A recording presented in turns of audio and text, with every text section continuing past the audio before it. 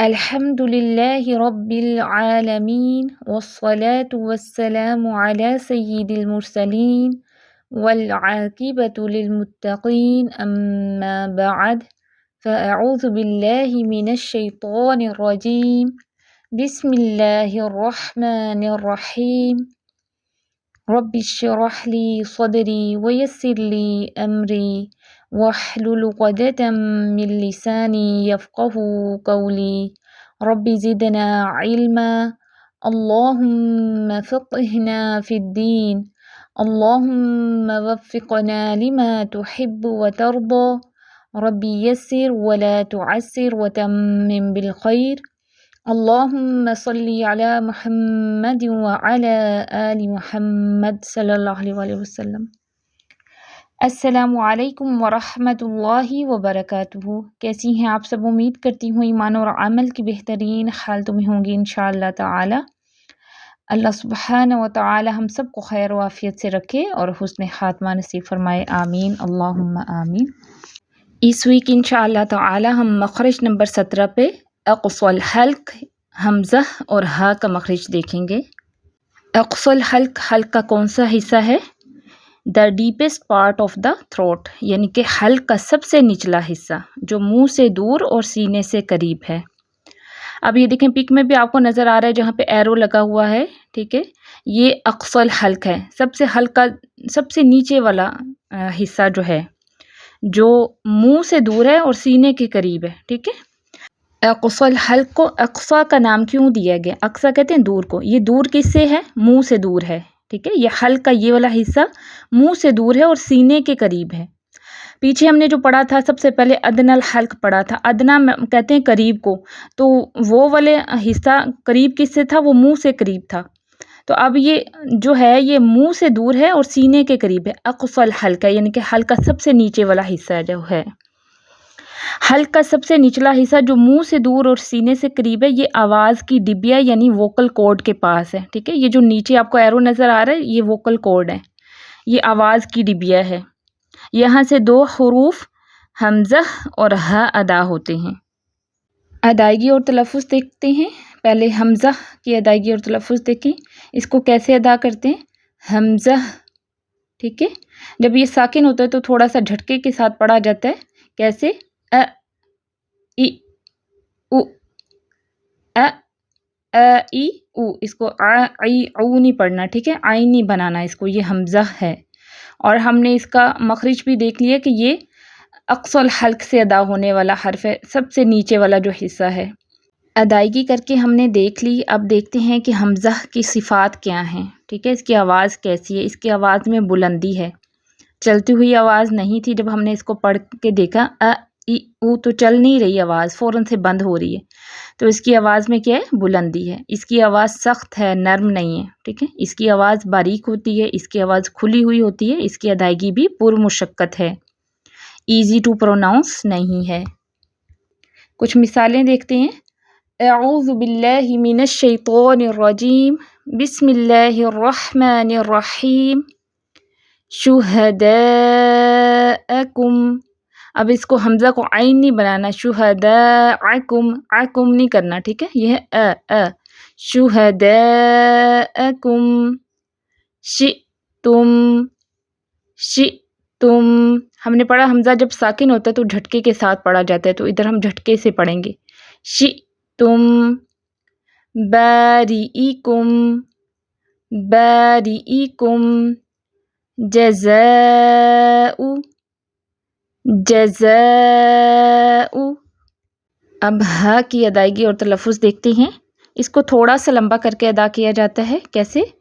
ہا، اس کو ہا نہیں کرنا، ٹھیک ہے، وہ وسط الحلق والا ہا ہے، یہ ہے ہا، ہا اقصی الحلق والا۔ ساکن ہوگا تو کیسے ادا ہوگا؟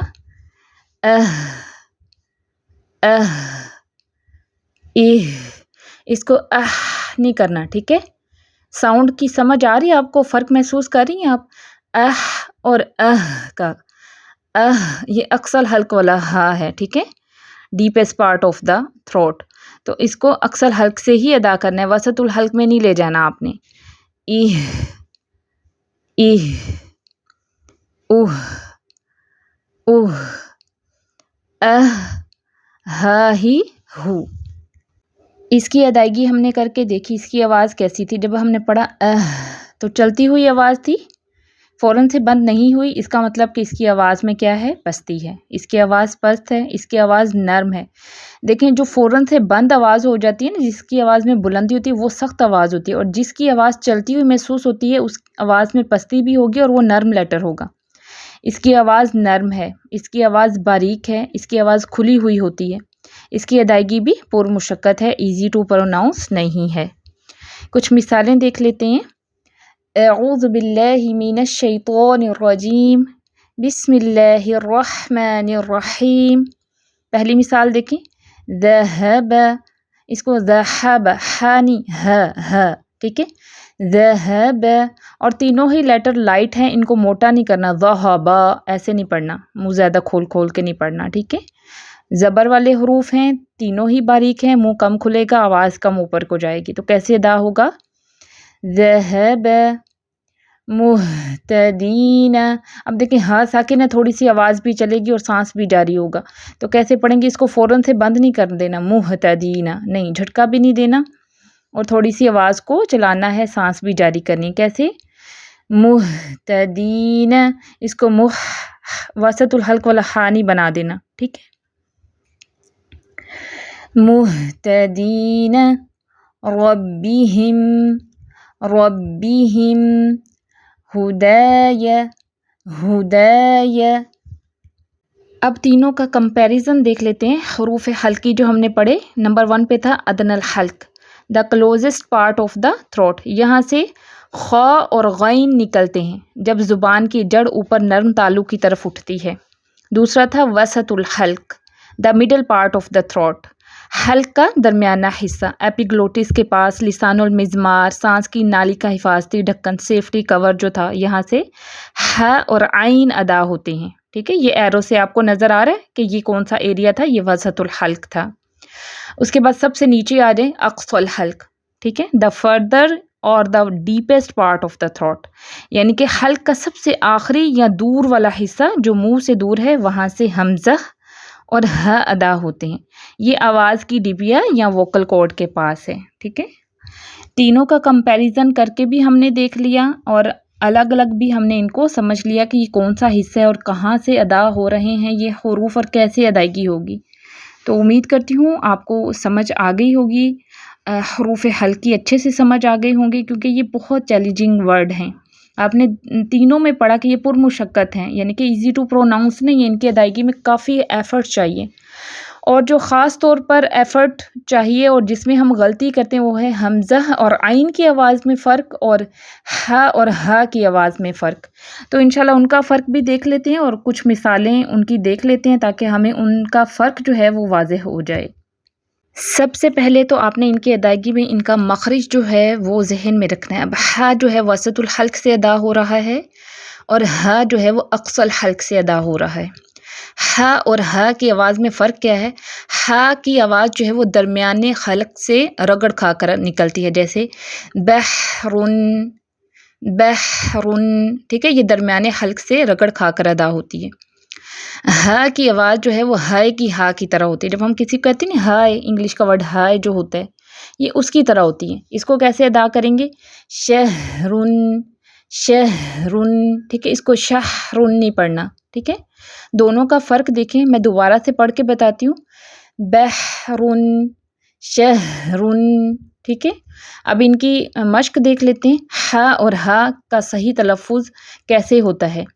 اب میں پہلے ایک دفعہ وسط الحلق والا ہا پڑھوں گی اور ایک دفعہ اقصی الحلق والا ہا پڑھوں گی. ٹھیک ہے، حاکمن، حاکمن، ہاجر، ہاجر، ریحان، ریحان، ساہون، ساہون، صحفا، صحفا، ماہر، ماہر، حامیۃ، حامیۃ، ہوا، ہوا، قدحا، قدحا إنها ربهم تو آپ کو فرق محسوس ہوا کہ ہا اور ہا میں کیا فرق ہے. اور ہم اکثر ہی جو ہمارا ایک تو وسط الحلق والا ادا ہی نہیں ہوتا، اگر ادائیگی ہو بھی جاتی ہے تو جو اقصى الحلق والا ہے نا وہ بھی ہمارے وسط الحلق میں جا رہا ہوتا ہے، وہ ہا کی ادائیگی بھی ہم صحیح سے نہیں کر پاتے. سب سے پہلے ہمیں مخرج کو اچھے سے سمجھنا ہے کہ ان کا ڈیفرنس کیا ہے، پھر اس کے بعد ان کی صفات کو سب کو الگ الگ دیکھنا کہ یہ ادائیگی کہاں سے ہوگی اور کیسے ہے، ٹھیک ہے، پھر ہی ہم ان کی ادائیگی جو ہے وہ ٹھیک سے کر سکیں گے. اب حمزہ اور عین کی آواز میں فرق دیکھتے ہیں. سب سے پہلے ان کا مخرج کا ڈیفرنس دیکھیں. حمزہ اقصی الحلق سے ادا ہوگا اور عین جو ہے وہ وسط الحلق سے ادا ہوگا، ٹھیک ہے.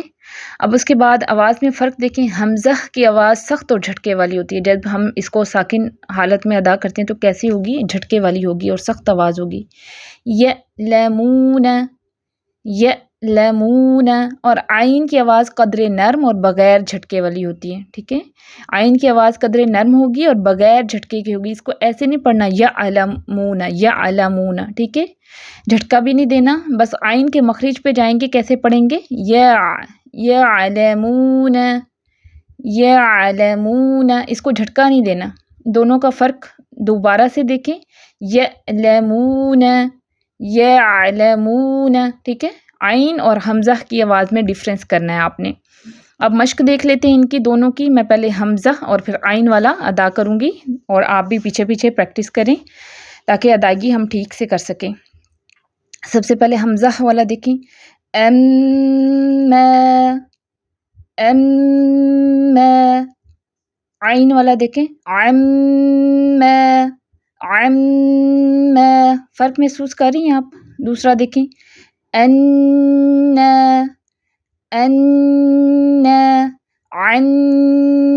یہ دوسرا عین والا ہے، ٹھیک ہے. عنا الیہ علیہ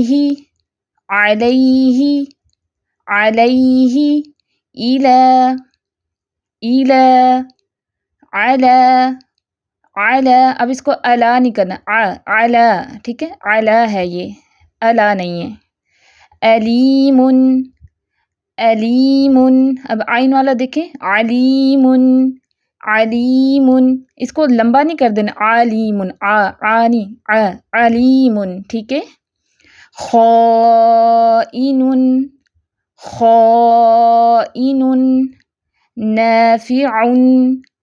نافع. امید کرتی ہوں آپ کو آج کا لیسن جو ہے وہ اچھے سے سمجھ آ گیا ہوگا.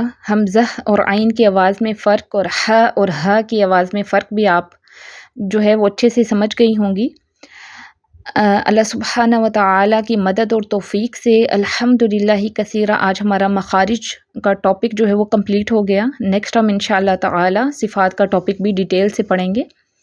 اللہ سبحانہ و تعالیٰ سے دعا ہے کہ اللہ سبحانہ و تعالیٰ آگے بھی ہمارے لیے ایسی ہی آسانیاں فرمائے اور ہم اچھے سے جو ہے وہ آگے بھی صفات کا ٹاپک کر سکیں.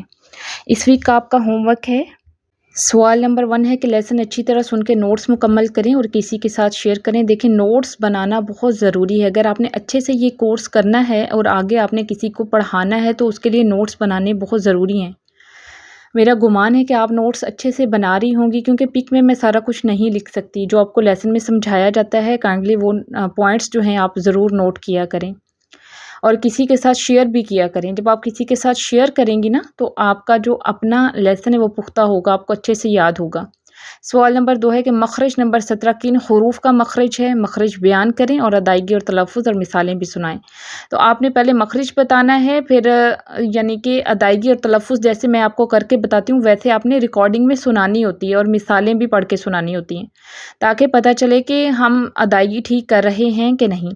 سوال نمبر 3 ہے کہ اقصی الحلق کو اقصی کا نام کیوں دیا گیا ہے؟